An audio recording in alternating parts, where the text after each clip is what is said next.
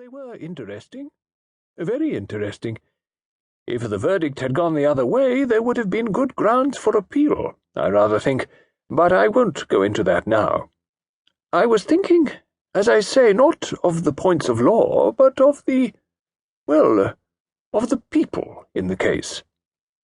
Everybody looked rather astonished. They had considered the people in the case only as regarding their credibility or otherwise as witnesses. No one had even hazarded a speculation as to whether the prisoner had been guilty or innocent, as the court had pronounced him to be.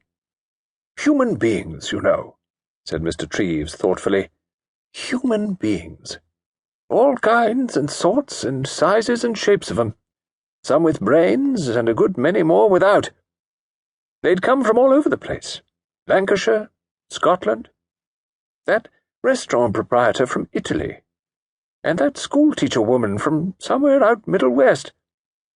All caught up and enmeshed in the thing, and finally all brought together in a court of law in London on a grey November day, each one contributing his little part, the whole thing culminating in a trial for murder." He paused and gently beat a delicate tattoo on his knee. "I like a good detective story," he said, "but you know, they begin in the wrong place. They begin with the murder. But the murder is the end. The story begins long before that, years before sometimes, with all the causes and events that bring certain people to a certain place at a certain time on a certain day. Take that little maidservant's evidence. If the kitchen maid hadn't pinched her young man, she wouldn't have thrown up her situation in a huff and gone to the Lamornes and been the principal witness for the defence. Or that Giuseppe Antonelli, coming over to exchange with his brother for a month. The brother is as blind as a bat. He wouldn't have seen what Giuseppe's sharp eyes saw. If the constable hadn't been sweet on the cook at number 48, he wouldn't have been late on his beat." He nodded his head gently. "All converging towards a given spot. And then, when the time comes, over the top, 0 hour. Yes, all of them converging towards 0. He repeated, "Towards 0. Then he gave a quick little shudder. "You're cold, sir. Come nearer the fire." No, said Mr. Treves. "Just someone walking over my grave, as they say. Well, I must be making my way homewards." He gave an affable little nod and went slowly and precisely out of the room.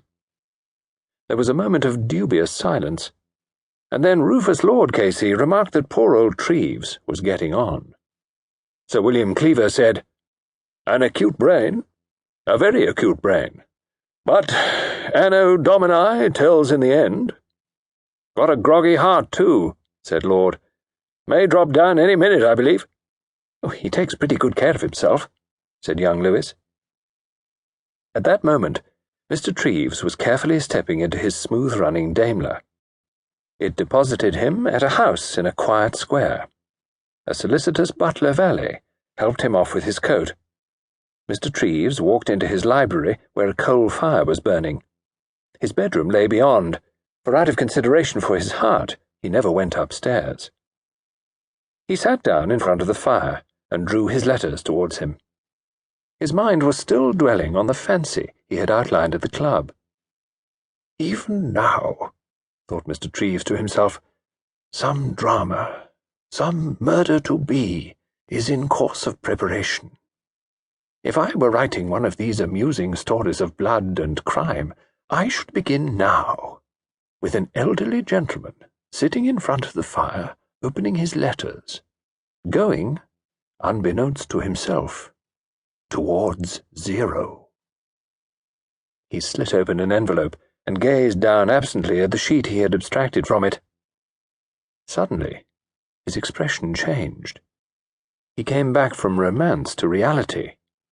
"Dear me," said Mr. Treves. "How extremely annoying.